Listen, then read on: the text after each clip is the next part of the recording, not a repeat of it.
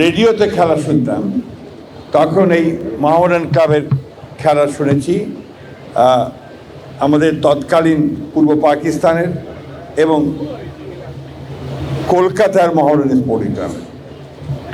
পরবর্তীকালে মোহামেডান ক্লাবের স্পোর্টিংয়ের সঙ্গে বিশেষ করে কলকাতার পরিচয় হয়েছে, এটা আবার একটু অন্যভাবে সাহিত্যের মধ্য দিয়ে। অর্থাৎ তখন যে উপন্যাস বা সাহিত্য লেখা হতো সেখানে মোহামেডান ক্লাবের অবশ্যই উল্লেখ থাকতো এবং দেখা যেত যে তখনকার দিনে কলকাতায় যারা বাস করতেন তারা মোহনবাগান আর মোহামেডানকে নিয়ে এবং ইস্ট বেঙ্গল এটা নিয়ে তাদের সেই উপন্যাস, তাদের সাহিত্য গড়ে উঠেছে।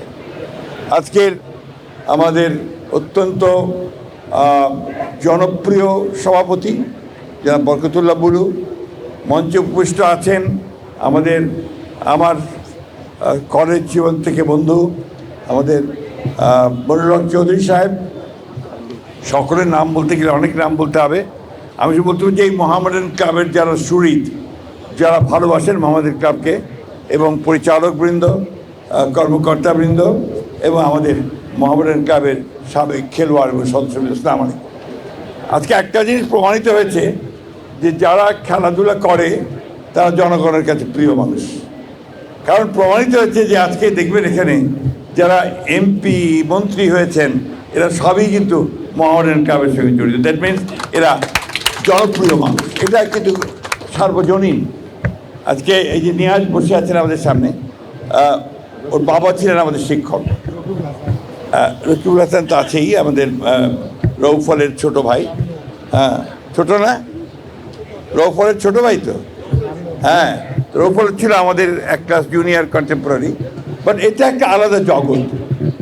এই জগতে যখন আসি তখন মনে হয় আই এম অ্যাট হোম, কারণ আমি নিজে মাঠে থাকতাম।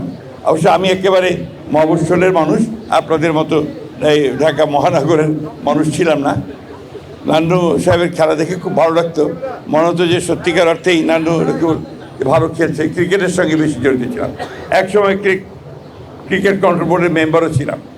কথা বাড়াতে চাই না, আমি শুধু বলতে চাই যে আমরা আজকে অত্যন্ত সৌভাগ্যবান যে আজকে আমাদের প্রধানমন্ত্রী জনাব তারেক রহমান তিনি বাংলাদেশে নামার সঙ্গে সঙ্গেই একটা কথা বলেছিলেন লোকের আক্রমণের সামনে, যে আই হ্যাভ এ প্ল্যান।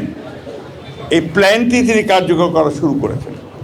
এবং গতকাল এখানে আমিনুল আছে, আমি আমিনুলকে অবশ্যই একটা ধন্যবাদ, কৃতজ্ঞতা জানাতে চাই যে সত্যিকার অর্থেই সে একটা খুব ভালো কাজ শুরু করেছে। আমি খুব আশাবাদী যে তার নেতৃত্বে ক্রীড়াঙ্গন অনেক দূরে গিয়ে যাবে। তারেক রহমান সাহেব এই খেলাটাকে তিনি একেবারে গ্রামের মধ্যে, মানুষের মধ্যে নিয়ে যাওয়ার জন্য কাজ শুরু করেছেন। শুধু তাই নয়, এই খেলা যারা খেলোয়াড় তারা যেন পেশাজীবী হয়ে ওঠে খেলাকে নিয়ে, সেটাও তার মাথার মধ্যে রয়েছে এবং সেই লক্ষ্যেও তিনি কাজ শুরু করেছেন। কালকে ভাতা দেওয়া হয়েছে বা সম্মান করা হয়েছে, এটা বড় কথা নয়। বড় কথা হচ্ছে যে ভবিষ্যতে যারা খেলবে তারা যেন খেলাকে পেশা হিসাবে নিতে পারে, এই কাজটি তিনি শুরু করেছেন, যেটা আমি মনে করি যে বাংলাদেশের ক্রীড়াঙ্গনে নিঃসন্দেহে একটা নতুন চিন্তা, নতুন ভাবনা এবং সামনের দিকে এগিয়ে যাবে।